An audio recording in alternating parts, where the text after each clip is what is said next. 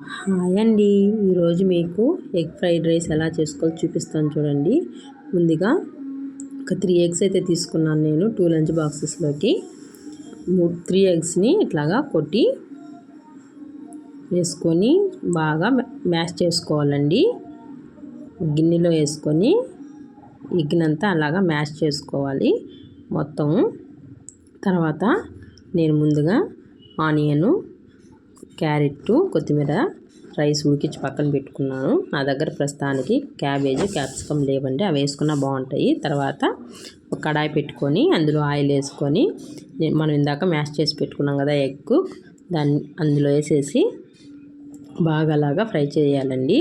అందులో కొంచెం సాల్టు, పసుపు, కారము యాడ్ చేసుకోవాలి. యాడ్ చేసుకున్న తర్వాత అలాగా ఫ్రై చేసుకోవాలి.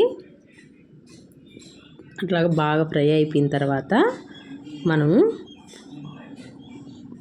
ఆనియను, క్యారెట్ వేసేసుకోవాలండి. అందులో ఆనియన్, క్యారెట్ కూడా బాగా ఫ్రై అవ్వాలి. కొంచెము ఫ్రై అయిన తర్వాత మనము ముందుగా నేను అల్లం వెల్లుల్లి పేస్ట్ అయితే తయారు చేసి పెట్టుకోను, అది పేస్ట్ అయితే వేసేసుకున్నాను. అల్లం వెల్లుల్లి పేస్ట్ కూడా బాగా కొంచెం పచ్చివాసన పోయే విధంగా ఫ్రై చేసుకోవాలి. తర్వాత ముందుగా ఉడికించి పెట్టుకున్నటువంటి రైస్ అందులో వేసేసుకోవాలి.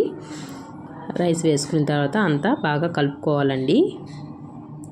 కలుపుకున్న తర్వాత అట్లాగా మొత్తం రైస్కి అయితే పట్టించేయాలి. అందులో కొంచెం మనం ఇందాక ఎగ్లో కొంచెం సాల్ట్ వేసుకున్నాం కదా, రైస్లో కూడా కొంచెం అదేవిధంగా సాల్టు, కారము వేసుకొని కొంచెం గరం మసాలా, కొంచెం చికెన్ మసాలా, పెప్పర్ పొడి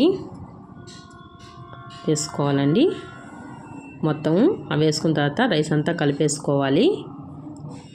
సింపుల్గా చేసుకోవచ్చండి, పిల్లలు ఇష్టంగా తింటారు.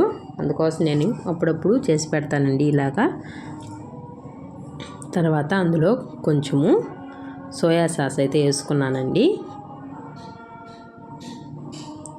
సోయా సాస్ వేసుకున్న తర్వాత రైస్ అంతా అలా కలుపుకోవాలి.